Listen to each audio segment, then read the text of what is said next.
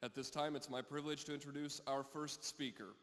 Our first speaker this morning is contestant 242, presenting a speech entitled, "Bill Buckner Would Approve."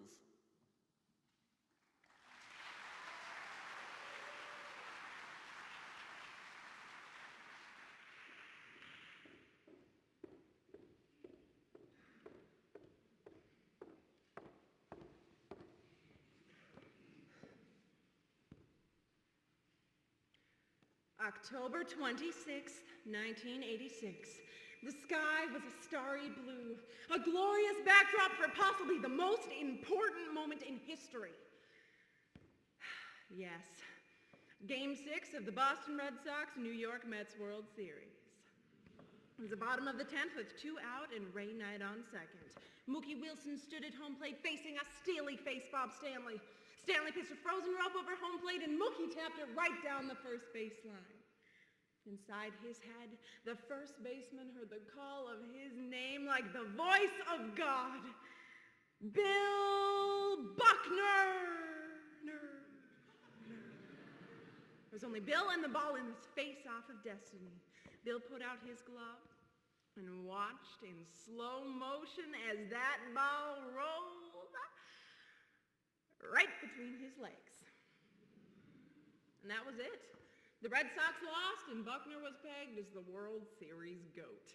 Boston hated him for the loss, and no matter how good his batting average, no matter what previous mistakes had been made in the game, forgiveness for Bill Buckner was completely out of the question. But this attitude is not limited to the baseball stadium. In fact, it's becoming more the national pastime than baseball itself. Author Greg Easterbrook states in The Progress Paradox that we, now more than ever, live in an age in which the collecting of grievances and the holding of grudges is elaborately encouraged. While forgiveness is not just ignored, it's looked down upon. And that's my concern.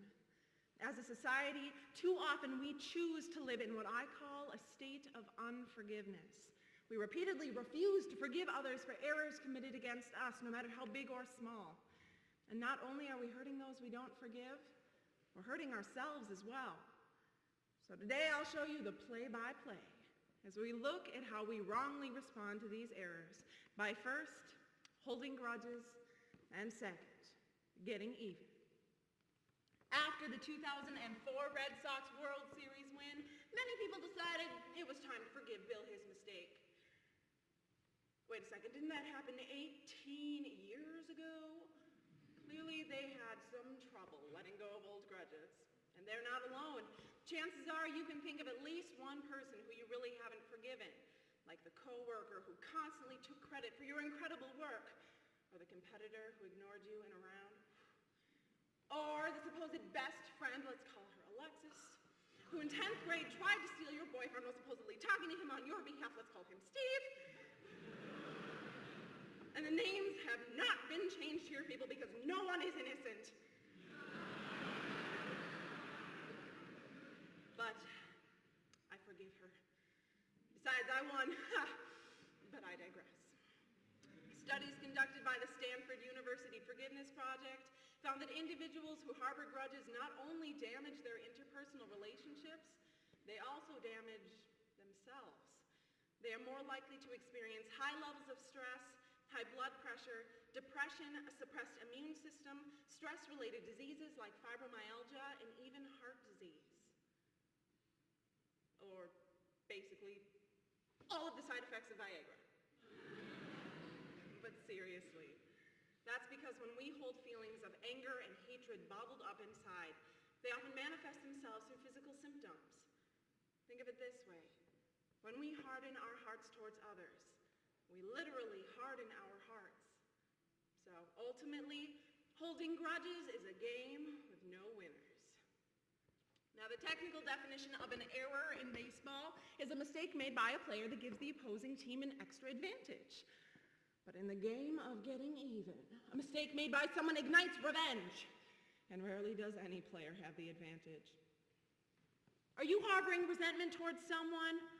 Well, you could go to revengelady.com, a helpful website that offers hints on taking revenge. Vengeance is mine. Say it, the Revenge Lady. One of my particular favorites on this website is a story about a spiteful secretary who wanted to get even with her boss after an argument. Now, it is said that revenge is a dish best served cold. So she injected milk into his desk chair and spread ground beef under his carpet. Now, to our secretary, this may have seemed like a home run. But after her boss found out it was her dirty deed, she found herself not an all-star, but unemployed. Now, while we may laugh at these more ridiculous tales of revenge gone awry, we need to realize that not all tales of revenge are this lighthearted.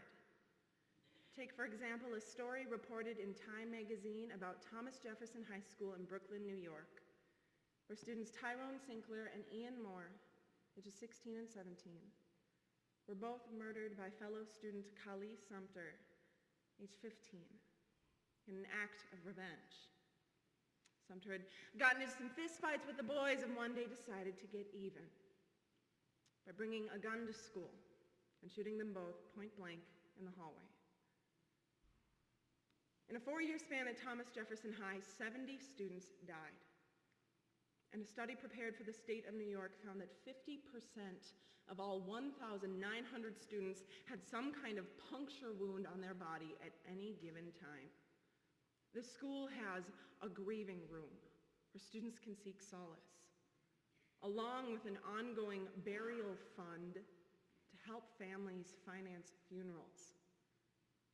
Clearly, for these students, there is no room for human error, as revenge has become a way of life. Dr. Robert Enright, the unquestioned pioneer in the scientific study of forgiveness, sees a direct correlation between our inability to forgive and the prevalence of violence in schools, the disintegration of marriage, and the breakdown of the family. Maybe that's why studies now show that more than 135,000 students bring guns to school each day, why the divorce rate is now reaching 60%, and why every 26 seconds a teenager runs away from home. And I will admit that I'm no stranger to bitterness. Very recently, a close friend of mine was hit and killed in a car accident where he was hit head-on by 2 different vehicles. When I learned of his death, not only was I filled with a deep sorrow, but with a burning rage for these 2 drivers. Why had they been driving so fast? Why weren't they looking where they were going? Out of all the cars on the road, why did they have to hit his? On the day of his funeral, I was still so angry with these men who had taken my friend away from me. His mother got up to deliver her memorial. She said that she missed Chris, that she would always miss Chris, but that she did not blame the 2 drivers and urged them not to live in guilt over the accident. She said, I can either sow seeds of bitterness and reap unhappiness, or sow seeds of forgiveness and reap joy. I could not choose when Chris would leave this earth, but I can choose to live my life in peace and in grace. Surely, if a grieving mother can find room in her heart for forgiveness, then the rest of us can at least try. So how can we be more like Chris's mother and make the choice to forgive those who have hurt us? Well, Dr. Frank Luskin, author of the book Forgive for Good, offers us these basic steps. First, we need to realize that forgiveness is not some catch-all net that lets anything slide. Forgiveness is not the absence of justice or the condoning of bad behaviors. If somebody breaks your window with a baseball, you can forgive them. They should still pay for it. If somebody breaks your heart, they need to know the consequences of their actions. And if your little sister calls you evil tall girl, she should know that's not an appropriate way to address you. And if you go ahead and eat half of her Halloween candy because of it, well, you should know better. Second, we need to realize that forgiveness is not absolving someone their sin. but rather of releasing hurt that was dealt us and moving on with life. Finally, we need to forgive the person or persons who hurt us, whether they ask for forgiveness or not. Ultimately, the choice is ours. After all, change is possible. Take it from old Bill himself, who when asked how he felt about the 2004 Red Sox World Series win, said, "This is their championship. This is what they did, and I'm happy for them. Besides, they beat the Yankees along the way. I hate the Yankees."